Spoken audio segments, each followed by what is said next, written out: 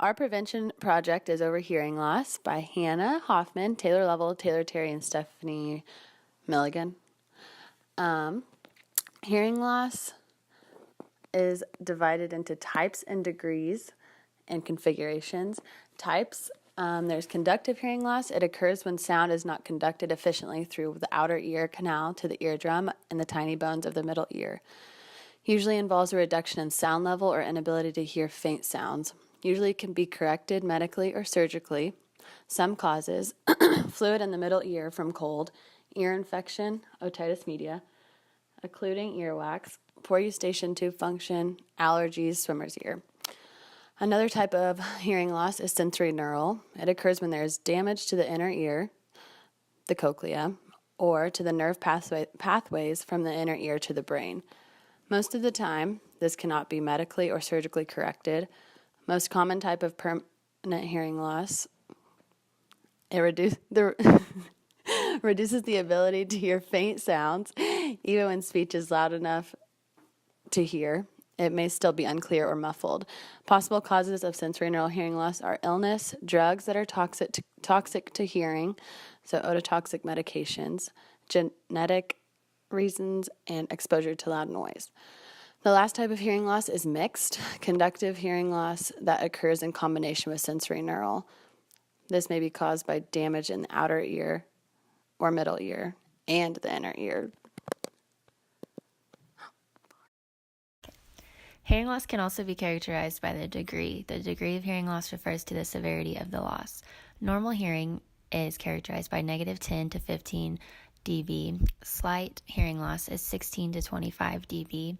Mild hearing loss is 26 to 40. Moderate is 41 to 55. Moderately severe is 56 to 70. Severe is 71 to 90. Profound is 91 and above. The third way we characterize hearing loss is by configuration or shape, and it refers to the degree and pattern of the loss across frequency. For example, a hearing loss that only affects the high tones would be described as a high-frequency loss. Its configuration would show good hearing in the low tones and poor hearing in the high tones. Configuration of hearing loss is characterized in multiple ways. Bilateral versus unilateral.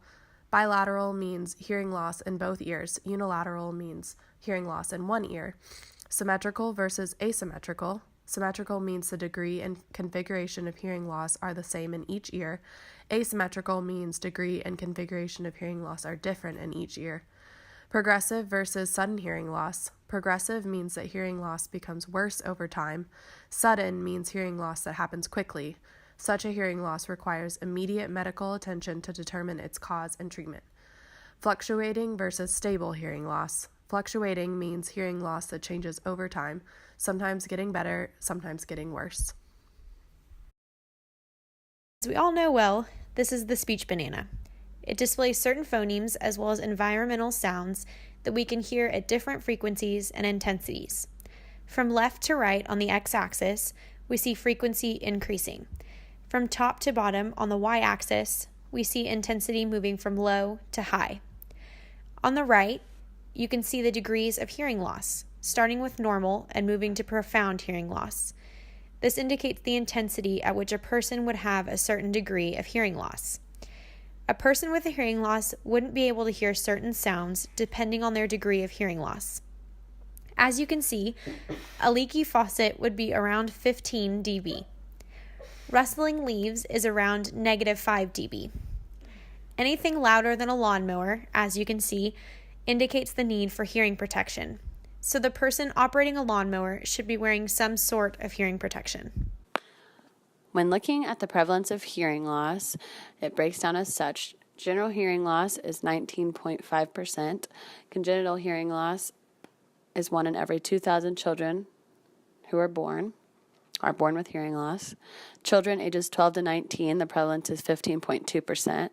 Adults between ages 20 and 69, the prevalence is 14%, and geriatrics above age 70 is 63.1%. This hearing loss is defined as a pure tone average of above 25 decibels. Vocabulary, it develops more slowly in kids who have hearing loss. They learn concrete words such as cat and jump more easily than they understand abstract words such as before and after. They also have difficulty with function words like the, an, are, and a. Children with hearing loss will fall behind in their vocabulary and won't catch up without receiving intervention. Difficulty understanding words with multiple meanings occurs, such as like bank can mean the edge of a stream or a place where we put money. When looking at sentence structure, children with hearing loss comprehend and produce shorter and simpler sentences than children with normal hearing. They have difficulty understanding and writing complex sentences, such as a relative clause or a passive voice. Children with hearing loss often cannot hear word endings such as an S or an ED, which leads to misunderstanding and misuse of verb tense, pluralization, non-agreement of subject and verb, and possessives. In terms of speech, they cannot hear quiet or typically high-frequency speech sounds such as S, SH, F, T, and K. Therefore, they do not include them in their own speech. They don't hear their own voice when they speak, so they don't speak loud enough or speak too loudly. They often have pitch that is too high or sound like they are mumbling because of poor stress, poor inflection, or poor rate of speaking. With hearing loss will have difficulty in all areas of academic achievement, especially reading and math. Kids with mild to moderate hearing loss achieve 1 to 4 grade levels lower than their peers without intervention. Kids with severe to profound hearing loss usually achieve skills no higher than 3rd or 4th grade level, again with no intervention. The gap between kids with no hearing loss and kids with hearing loss widens as they progress through school. The level of achievement is related to parental involvement and the quantity, quality, and timing of support services children receive. As for social functioning, children with hearing loss often report feeling isolated, without friends, unhappy in school, particularly when their socialization with other children with hearing loss is limited. These problems appear to be more frequent in children with mild to moderate hearing loss than severe to profound. In order to prevent hearing loss, first we have to understand the causes. So now we have a short video that explains the causes of hearing loss throughout the lifespan. What causes hearing loss? Hearing loss can have many causes. One of the major causes of hearing loss is aging, and we all lose some of our hearing as we age. Another common cause of hearing loss is exposure to loud noise. For example, the kind of noise experienced in the workplace. Listening to loud music on your smartphone or going to a loud concert can damage your hearing. Some diseases can also cause hearing loss, as well as some genes and gene mutations. Certain types of medications may have hearing loss as a negative side effect. Smoking, alcohol, and being overweight may also result in hearing loss. You can find out more about hearing loss on the world's leading website on hearing and hearing loss, hearit.org. When looking at prevention of hearing loss, there are a few things that you can do in utero. Avoid alcohol, drugs, and tobacco. All of these are considered teratogens that slow the baby's development overall, which includes the development of parts of the body needed for hearing. Babies born with fetal alcohol syndrome are likely to have some type of craniofacial anomaly, which can affect both speech and hearing. According to a study done by the scientists listed on this slide, whose names I cannot pronounce, 83% of children with fetal alcohol syndrome have conductive hearing loss, and 28% have sensorineural hearing loss. You can also get tested for CMV, or cytomegalovirus. It's an infection that can cause a baby to have hearing loss. The last thing you can do is stay up to date on immunizations in order to avoid passing any viruses along to your baby. There are multiple things you can do during childhood to prevent hearing loss. Noise-induced hearing loss can be protected by using hearing protection, which includes noise-canceling headphones, such as earplugs. Avoid using earbuds, or if you do, the Mayo Clinic recommends that 60 out of 60 rule. That is, using earbuds only 60 minutes at a time at 60% of the maximum volume before taking a break. Stay up to date on immunizations. Meningitis, chickenpox, measles, mumps, rubella. The flu can all cause hearing loss. You can also be aware of otitis media. In that period, make sure that it is diagnosed and treated to ensure that the child does not have any speech and language development delays. During adulthood, here are some ways you can prevent hearing loss. Sometimes ototoxic medications can't be avoided, but if a person is taking them, they need to be getting regular hearing evaluations to ensure that the hearing is still normal. Another cause of hearing loss in adulthood is noise-induced hearing loss. So concerts, hunting, and other noisy environments can cause hearing loss and can be prevented by using headphones or earplugs. You can buy hearing protection from pharmacies, hardware stores, and sporting goods stores. The risk of hearing loss is especially high in factory and industry workers, transportation workers, military, construction workers, miners, farmers, firefighters, police officers, and musicians. Last, presbycusis is defined as age-related hearing loss. If a person feels that their hearing is declining, they should get a hearing evaluation as soon as possible to get hearing aids and/or amplification devices to prevent a decrease in quality of life or independence.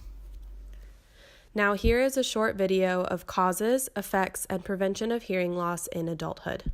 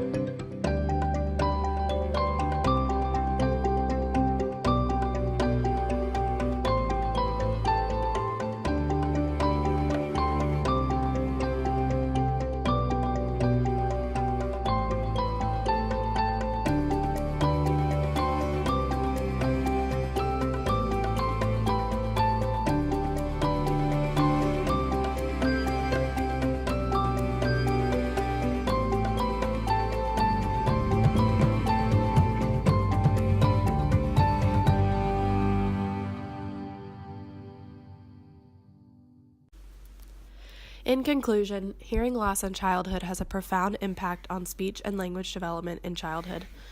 Early detection of hearing loss leads to prevention of negative academic effects. There are several ways to prevent or compensate for hearing loss that will allow the child to excel academically and socially.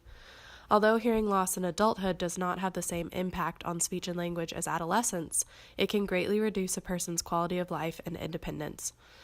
In summary, many types of hearing loss can be prevented, and it is your job to look out for your ears and your kids' ears.